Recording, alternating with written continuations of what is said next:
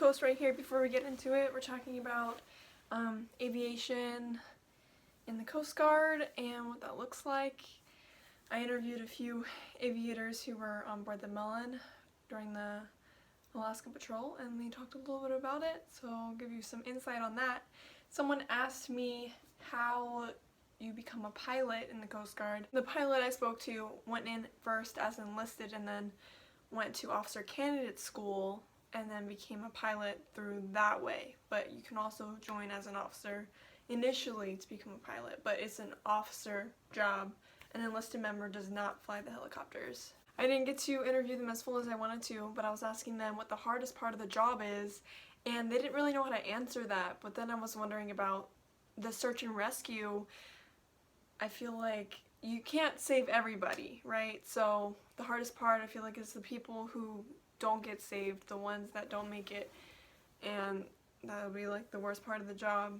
But yeah, without further ado.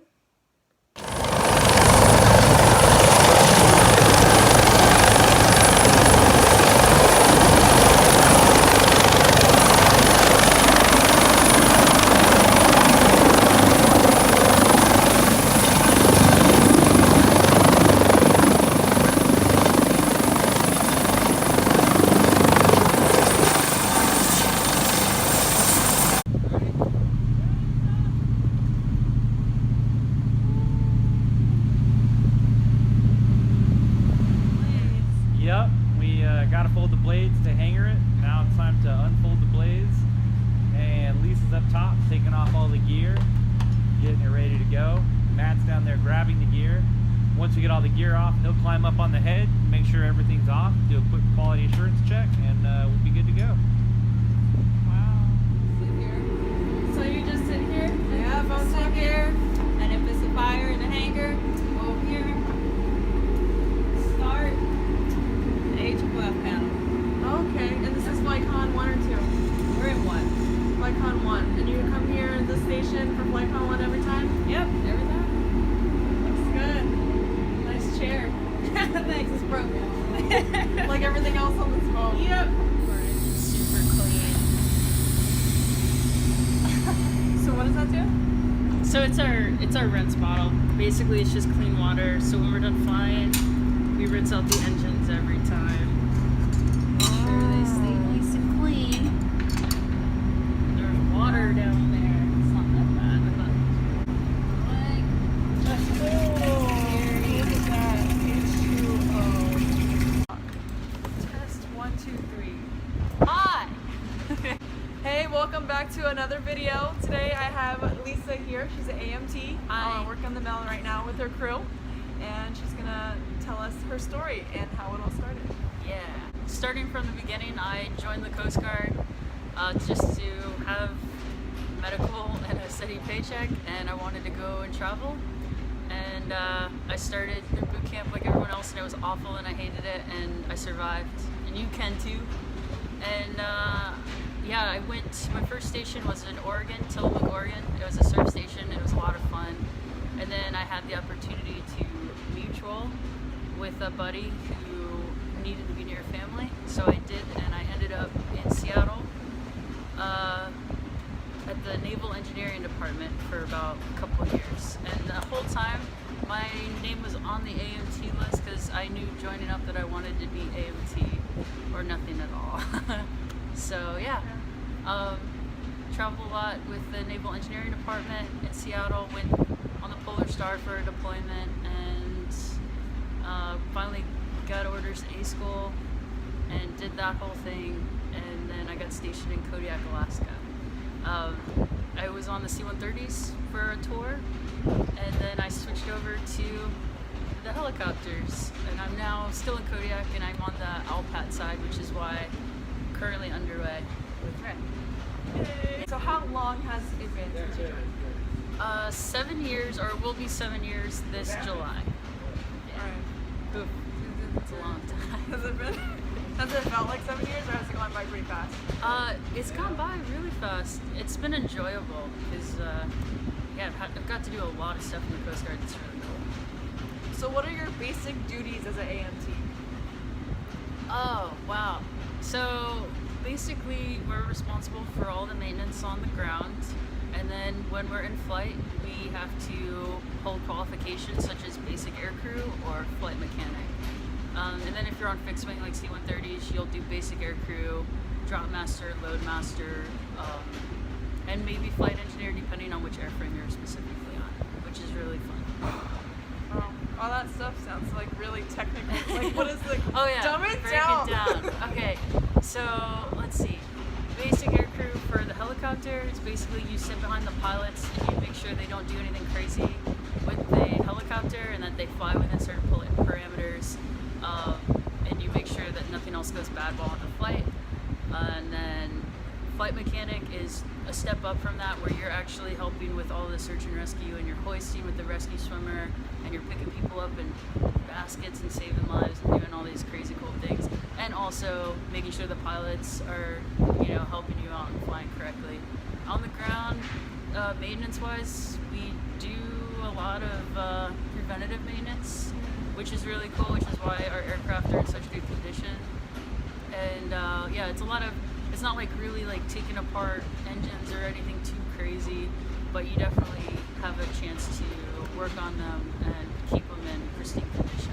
And, yeah, so the maintenance side is a little more mellow, but then when you actually get to fly, it's really rewarding and cool. So what kind of training did you have to go through, and how long was your training? Where was it? Okay, yeah, so when you get to go to A school, it's about 6 months in Elizabeth City, North Carolina, which is a very low-key place, but I mean, it is what it is. Yeah. Yeah, it's Elizabeth City. So what was that like there? So barracks, sharing a room with Yes. how many people? Yes. You usually had a roommate. You had pretty good barracks. And then the town's just kind of small. Like, it's your basic run-of-the-mill. Like, there's a Walmart, there's fast food everywhere. And then you're I think like maybe an hour from Virginia, where there's a lot more fun stuff to do. Very low-key area, which isn't bad, but it is. I think they shortened the school actually. I think it's 4.5 months now. What? Yeah. God. How do they get fit all that stuff into 4 months? I don't know. Is it a lot? Did you remember a lot from the school? Yeah, so school is hard because you're getting like a fire hose of information and you're learning the basics of everything, and then it's hard because it's all schoolwork and you're watching like PowerPoints and having people explain stuff to you. But like really, once you go to the hangar deck and get like all the hands-on training is when it all clicks in. It makes a lot more sense. So it's hard because you're at the school and you're learning all this stuff, and then you actually go to your air station. That's like when it all really clicks in, or you get way more confident with what you're doing. So I guess glad it doesn't have to be 6 months anymore. That's amazing. But yeah, yeah. So That's it's nice. more like once you get to your unit, it's on the job training where Yeah. most when you're actually like. Yeah, you'll definitely learn so much more when you are actually at an air station. The school is really good. It teaches you a lot and a lot of the principles of everything, but you'll actually implement all of that when you get to your first unit. So what kind of jobs after the Coast Guard do you think this will help you with? So you can pursue, and the Coast Guard does help with it, you can get your AMT license, which is your airframe and power plant license, which is really cool because it doesn't ever expire. And if you achieve that, you can basically take it to any commercial airline or any sort of aviation thing you want to do. And you can even work on like green jobs such as windmills with the AMT, which is awesome. It's not something that's specifically given to you from A school or anything. You have to work on it 3 or 4 years down the line, but it is something you can achieve, which would help you in the civilian side if you decide to go that route. Do you plan on staying in? No. I do not. Absolutely not. Absolutely not. Why? The Coast Guard's been a really good opportunity, but to me it's always been an opportunity to better yourself or get to where you want to be. And I think my chapter of the Coast Guard is definitely coming to an end. I'm very excited about it. Yeah. And yeah, so it is what it is. Like sometimes it's a career for some people and they're happy here, and that's totally cool, and it is not a career for me. But it's been fun. So yeah. So if you would go back and choose a different rate, Would you still have gone the same rate, or would you have done something differently? I would have absolutely gone the same rate. I actually only joined up because my recruiter was an AMT, and at the time I was shopping around the Air Force and the Navy and the Coast Guard, and he was the most chill dude in the world, and he was an AMT, and I was just like, you know what, I want to do what you do, because you're chilled out, you have a great job, you're happy, and he was also able to do all these other things. It was just really impressive, and so I knew out the gates that I wanted to do AMT. What advice would you give to somebody who wants to do the same thing that you're doing? Jeez. I guess like as far as them waiting for the chance to go to A school, or just like should they join the military to do it? Yeah, should they join the military to work with helicopters? Yeah. As far as if you were on the fence about going to school to work on helicopters, I would say 100% join the military, because it's all paid for and you're going to have the best of the best training. Pilots are, for piloting, I think it's actually similar as well, because, man, I fly with some of the best pilots in the world, I think, and it's really comforting, because there's a lot of people out there who go to school to fly, and it's not necessarily the worst route or it's bad by any means, but you get a lot of training in the military to where it's you're very good at your job, whether you like it or not. Yeah. How often do you actually go underway, and how long are you underway for? So it depends. So ALPAT, which is the 65 unit in Kodiak, Alaska, is I think the only 65 unit that gets underway on a boat. We typically, I think our deployments are about a month and a half, give or take the boat schedule, and maybe have to go once or twice a year. It's not too bad. Usually we're pretty well staffed, so we only deploy a couple times. All right. Well, if you guys have any further questions, comment below. It'll be long after this patrol is over when this finally posts. But maybe I can find you on social media or something, sure. and I can hit you up if anybody has any more questions. Yeah. This is another AMT we got here, part of the team. Yes, I am AMT1 Matthew Haig from Alpac, Kodiak, Alaska. Nice. And what is your favorite part about being an AMT?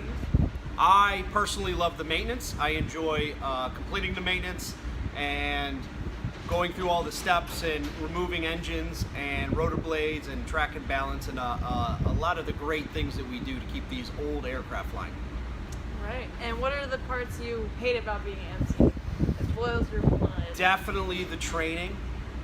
There's a lot of, no, I can't say training. No, not the training. What was I talking about? The sport fly.